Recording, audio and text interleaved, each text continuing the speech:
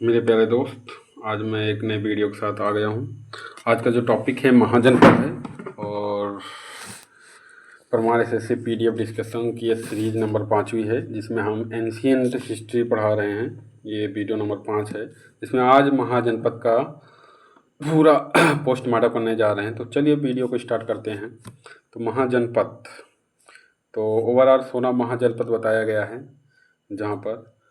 तो 16 महाजनपद में ये कुछ मैप पैमाने के रूप में दिया गया है। कंबोज, गांधारा, कुरु, ठीक है ना। तो महाजनपद और मगध, 16 महाजनपदों का ये राष्ट्र है। कितने महाजनपद है? 600 ईसा पूर्व 16 महाजनपद। आर्य कहाँ से आए थे? मध्य एशिया से आए थे और अलग अलग जातियों में विभाजित जनपद, महाजनपद, ठीक है ना। कुल मिलाकर कितने? 16 महाजनपद। आर्य कहाँ से थे? मध्य एशिया से थे। और सबसे शाली कौन सा था? मगध था। और दूसरे नंबर पर कौन था? कमेंट करके बताइए आप लोग। तो सबसे शक्तिशाली कौन सा क्षेत्र था? मगध था, ठीक है ना। मगध। टोटल कितने थे? 16 थे। चलिए और पढ़ते हैं, आखिर ये जो मिला हमें कहाँ से मिला। तो अष्टाध्यायी जो पाणिनि द्वारा रचित है, बहुत बार पूछा है, ये किस में है? संस्कृत भाषा में है। महाभारत किस में है? संस्कृत भाषा में है। और श्रीमद् भागवत गीता किस में है? संस्कृत भाषा में है। ये कई बार पूछा जा चुका है। अष्टाध्यायी जो पाणिनि द्वारा लिखी है, किस में है? संस्कृत भाषा में। कुल 40 महाजनपदों का वर्णन किया है। हमने तो 16 पढ़ा था, लेकिन यहाँ पर क्या है? 40 महाजनपदों का वर्णन किया है। बौद्ध साहित्य, इसमें 2 पार्ट बताया गया है, अंगुत्तर निकाय और दीर्घ निकाय। अंगुत्तर निकाय जो बताता है वो 16 महाजनपद बताता है, लेकिन जो दीर्घ निकाय है वो 12 महाजनपदों का उल्लेख करता है। तो अष्टाध्यायी में 40, अनुत्तर में 16, दीर्घ में 12। जैन धर्म का एक है भगवती सूत्र, जिसमें 16 जनपदों का वर्णन किया गया है। तो कुल मिला के यहाँ पर देखा जाए तो 16 अंगुत्तर निकाय और 16 भगवती सूत्र, मतलब जैन बौद्ध दोनों बताया गया। लेकिन अष्टाध्यायी जो पारायण किया है उसमें 40 महाजनपदों का वर्णन किया गया है। चलिए आगे पढ़ते हैं। महाजनपद जो है वो गणराज्य और राजतंत्रशाही राजा का शासन यानी वंशागत जो था वो 11 थे। 16 में से 11 ऐसे थे जहाँ पर राजतंत्र चलता था, जिसमें से राजा पीढ़ी दर पीढ़ी राजा हुआ करते थे। लेकिन 5 ऐसे जनपद थे जहाँ पर गण राज बोला गया, जहाँ पर राजा नहीं होता था। इसको कैसे याद करोगे? विजय माल्या कम बोझ कर दिया 80 रुपये का। विजय माल्या कम बोझ कर दिया। विजय मतलब वज्जी, माल्या मतलब मल्ल, कम बोझ मतलब कम बोझ, कर मतलब कुरु, 80 मतलब अस्मक का पोटली। ये दक्षिण भारत का एकमात्र ऐसा महाजनपद था। तो याद रहेगा। अब विजय माल्या कम बोझ कर दिया 80 रुपये का। विजय माल्या कम बोझ कर दिया 80 रुपये का, ऐसे याद कर लो। विजय माल्या कम बोझ कर दिया 80 रुपये का। बहुत बढ़िया है भाई मेरे प्यारे दोस्त। विजय माल्या कम कर दिया 80 रुपये का। 5 बार बोलो, याद हो जाएगा। विजय माल्या कम बोझ कर दिया 80 रुपये का। विजय से क्या होगा? वज्जी, मल्य से मल्ल, कम बोझ से कम बोझ, कर दिया था कुरु 80। 5 ऐसे राज्य थे जिसमें गणराज, बाकी 11 क्या थे? वंशागत थे। चलिए आगे बढ़ते हैं। अब ये देखो पूरे 16 महाजनपद। तो इसमें से अंग का क्या हुआ? चंपा राजधानी थी। अंग का चंपा आधुनिक स्थित कहाँ थे? भागलपुर, बिहार। मगध, राजगीर, पाटलिपुर, गया, पटना। सबसे शक्तिशाली काशी, बनारस। वत्स हमारा ये कौशाम्बी और इलाहाबाद। वत्स हमारा कौशल, बहुत बार पढ़े थे। श्रावस्ती में सबसे ज़्यादा क्या कहते हैं? बुद्ध ने सबसे ज़्यादा उपदेश दिए थे। तो कौशल क्या था? श्रावस्ती वहाँ पर है, अयोध्या के आसपास। सूरसेन, मथुरा। पांचाल, अहिच्छत्र, काम्पील पश्चिमी यूपी बारेली में है। पांचाल कहाँ है? यूपी बारेली में है, ठीक है ना। कुरु इंद्रप्रस्थ, मेरठ और दक्षिण भाग में है। कुरु जानते ही हो आप लोग। अब कुरु में क्या था? अभी बताया ही था कि वहाँ पर क्या था? गणराज्य था। मत्स्य मत्स्य मत्स्य विराटनगर जयपुर, चेदी सोथिवती बंदा बुंदेलखंड, अवंती उज्जैन मालवा, गांधार तक्षशिला रावलपिंडी, काम्बोज भाटक हजरा, असमक प्रतिष्ठान या पोटल पोटली कुछ भी है, सब सही है। असमक का पोटल पोटली या प्रतिष्ठान या पैठान, ये चारों सब एक ही हैं। गोदावरी नदी के वज्जी जान ही रहे हो, वैशाली वैशाली, मल्ल कुशीनारा देवरिया यूपी। तो अभी याद रखना कि 5 ऐसे राज्य थे जहाँ पर क्या था कि विजय माल्या कम्बोज कर दिया। वज्जी मल्ल कुरु कम्बोज असमक, वज्जी मल्ल कुरु वज्जी मल्ल कुरु कम्बोज असमक, वज्जी मल्ल कुरु कम्बोज असमक। चलिए आगे पढ़ते हैं। मगध के उत्थान के कारण। तो मगध के उत्थान के कारण सबसे पहला कारण क्या रहा है कि लाभप्रद स्थिति गंगा के तट पर था। ठीक है। दूसरा, राजधानी 5 पहाड़ियों से घिरी हुई पाटलिपुत्र गंगा और सोन नदी के संगम पर थी। दूसरा है, और हाथियों की बड़ी संख्या थी और महान पराक्रमी नेता भी थे और लौह खदानें थी। भाई जहाँ पर ये सब चीज़ें हैं इसलिए बहुत उत्थान का बहुत शक्तिशाली महाजनपद बन गया। ठीक है ना। अब इनके राजाओं की बात करते हैं। तो यहाँ पर सबसे पहले मगध पर हर्यक वंश आया। हर्यक वंश में सबसे पहले कौन सा आया? बिम्बिसार आया 544 ईसा पूर्व से 490 BC में आया। ठीक है ना। अब ये आगरा विजय किया, आगरा को जीता, कूटनीतिक रूप से विवाह किया। 3 पत्नियां थी इसकी। पहली पत्नी जो थी वो कौशल राजा का पुत्र प्रसेनजीत की बहन थी। दूसरी पत्नी चेलाना लिच्छवी थी। तीसरी पत्नी मध्य कबीला पंजाब से थी। और अपने चिकित्सक जीवन को उज्जैन शासक पीलिया से ग्रसित था उसको भेजेगा। इसके चिकित्सक का क्या नाम था? जीवक। जीवक कौन सा था? हर्यक वंश का एक चिकित्सक था। चरक कहाँ का था? चरक बताइए। चरक किस वंश का था? कुषाण वंश का था। वो भी एक प्रकार का चिकित्सक था। अब उपाधि इनकी बताइए। इनकी उपाधि सोनिया थी। इनकी उपाधि क्या थी? सोनिया थी। ठीक है ना। अजातशत्रु। आधुनिक से महात्मा गांधी ने अजातशत्रु किसको बोला था बताइए? डॉक्टर राजेंद्र प्रसाद को बोला था, याद रखना। डॉक्टर राजेंद्र प्रसाद को महात्मा गांधी ने अजातशत्रु बोला था। और यहाँ पर हर्यक वंश के दूसरे यानी बिम्बिसार के पुत्र का नाम अजातशत्रु था। ये किसका पुत्र था? किसका पुत्र था? दूसरी पत्नी का पुत्र चेलाना लिच्छवी का था। ठीक है ना। चेलाना लिच्छवी का पुत्र था। सोनिया इनकी बिम्बिसार की क्या थी? उपाधि थी।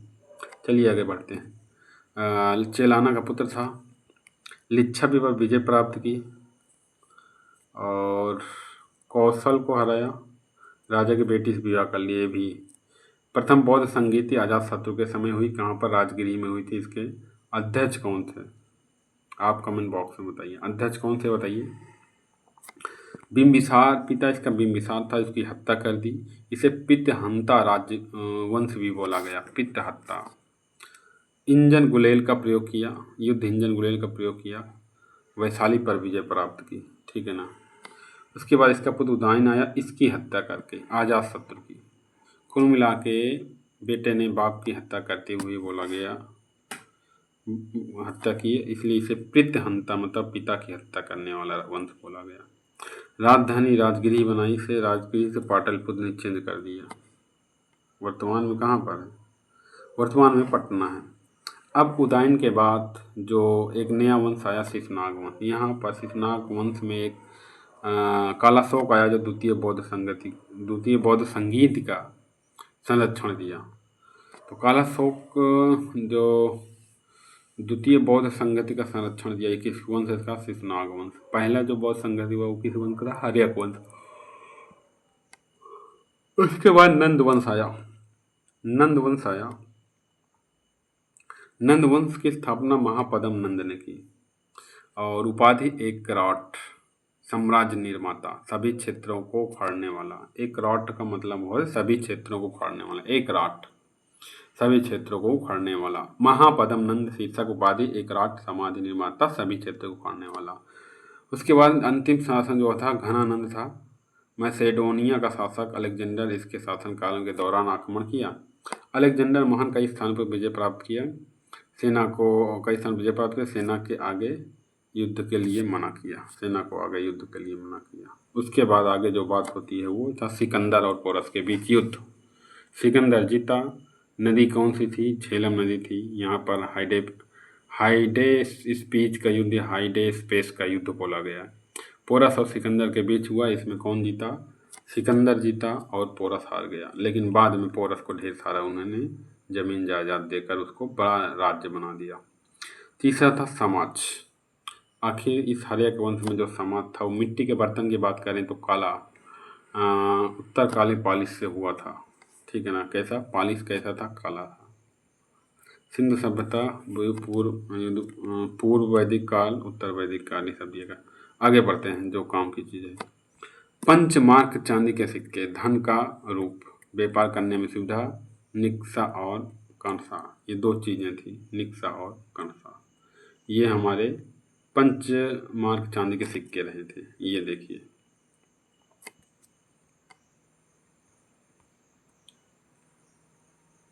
चलिए आगे बढ़ते हैं। पंचमार्क चांदी के सिक्के, धन का रूप। तो ये जो सिक्के हैं ये इस टाइप से सिक्के हमारे हुआ करते थे। आगे बढ़ते हैं। कारीगर और व्यापार। कारीगर और व्यापार की बात करते हैं। गिल्ड श्रेणी या संगठन व्यापारियों का समुदाय होता था। गिल्ड किसको कहते थे? व्यापारियों का समुदाय हुआ करता था। शिल्प कला वंशागत थी। लोहे के फाल, ये किसी हड़प्पा के बाद दूसरा शहरीकरण बताया जाता था। मतलब कि हड़प्पा के बाद ये दूसरा शहरीकरण बताया जाता था। हड़प्पा के बाद कभी ऐसा हुआ नहीं। आगे पढ़ते हैं कि ग्राम प्रधान और धनी किसान। ग्राम प्रधान जो होता था वो भोजक होता था और धनी किसान जो होता था गृहपति होता था। अधिकांश वैश्य परिवार हुआ करता था। किसानों को कर के रूप में उपज का 1/6 देना पड़ता था। वली जो था राजा को शैक्षिक रूप से भेंट था। टोल टैक्स, टोक टैक्स, शुल्लिका, शुल्काध्यक्ष के नाम से अधिकारियों द्वारा वसूला जाता था। नंद वंश का अंतिम शासक घनानंद था, जिसको और विक्रमशिला की स्थापना धर्मपाल राजा ने किया था। इसी समय इनके समकक्ष थे। नंद वंश का अंतिम शासक घनानंद था, जिसको चंद्रगुप्त मौर्य ने परास्त करके मौर्य वंश की स्थापना की थी। तो नंद वंश का अंतिम शासक घनानंद था, जिसके बाद हमारा मौर्य वंश स्टार्ट होता है। ये भी याद रखिएगा। कौन सा वंश? मौर्य वंश। और किसको? घनानंद की मृत्यु के बाद। चलो मगध के आगे बढ़ते हैं। मगध गंगा के दक्षिण में एवं गंगा और सोन के बीच मिलन स्थान पर है। मगध शक्तिशाली होने का सबसे मेन कारण है। वाराणसी जो है वरुण और 80 नदियों के नाम से जाना जाता है। हम लोग वाराणसी जाते हैं तो वहाँ पर 80 घाट एक है, वहीं पर 80 नदी और वरुण, इन दोनों के नामों का वर्ण हुआ है। 80 नदी का मतलब होता है एक ऐसी नदी जहाँ पर उसका नाम ही 80 नदी था और वरुण था। मथुरा जो था उत्तर पथ कंबोज गंधार और दक्षिण पथ के मिलन पर था। मथुरा जो था उत्तर पथ कंबोज गंधार और दक्षिण पथ के मिलन स्थल पर था। मगध के बाद सबसे शक्तिशाली महाजनपद अवंती था। तो याद रखना, मगध उसके बाद अवंती। वज्जी कैसा था? गण राज्य था। कुल 8 गण राज्य थे, कुल 8 गण थे। तो ये भी याद रखना, अभी वज्जी पढ़ के आई हैं। जनात्रिया विदेही लिच्छवी, ठीक है ना?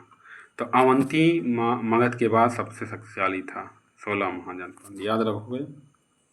तो एक बार फिर से रिवीजन करा दूँ, महाजनपद की बात हो रही है। तो ये महाजनपद थे मगध, आर्य महाजनपद 16, अष्टाध्यायी में 40, बौद्ध में, उत्तर और भगवती में 16, दीर्घ में 12, और विजय माल्या कंबोज कर दिया 80 का। 5 ऐसे राज्यों गणराज्य थे। वज्जी मल्ल कुरु कंपोज अस्मक, वज्जी मल्ल कुरु कंपोज अस्मक, वज्जी मल्ल कुरु कंपोज अस्मक, वज्जी मल्ल कुरु कंपोज अस्मक, वज्जी मल्ल कुरु कंपोज अस्मक। हर्यक वंश बिंबिसार, हर्यक वंश, फिर बिंबिसार, बिंबिसार में बिंबिसार के बाद अजातशत्रु, अजातशत्रु के बाद उदयन, आजाद शत्रु के बाद प्रथम बौद्ध संगीत राजगिरी में हुई थी। उसके बाद शिशुनाग आया। शिशुनाग के में एक ऐसा राजा था जो काला शौक था, द्वितीय बौद्ध संगीत को संरक्षण दिया। उसके बाद नंदवंश, फिर उसके बाद नंदवंश के बाद घनानंद, अंत में नंदवंश का ख़त्म करके मौर्य साम्राज्य स्टार्ट हुआ। कारीगर, व्यापार, ये सब देख लो। विक्रमशिला याद रखने का, विक्रमशिला की स्थापना, विश्वविद्यालय की स्थापना धर्मपाल ने कराया था। और टोटल मथुरा जो था वो कहाँ था उत्तर पथ। मथुरा कहाँ था वो कंपोज गंधार और दक्षिण के मिलन स्थान पर था। और जो हमारा मगध था गंगा और सोन नदी के मिलन स्थान पर था। चलिए यहाँ पर वाइंड अप करते हैं और मिलेंगे फिर से।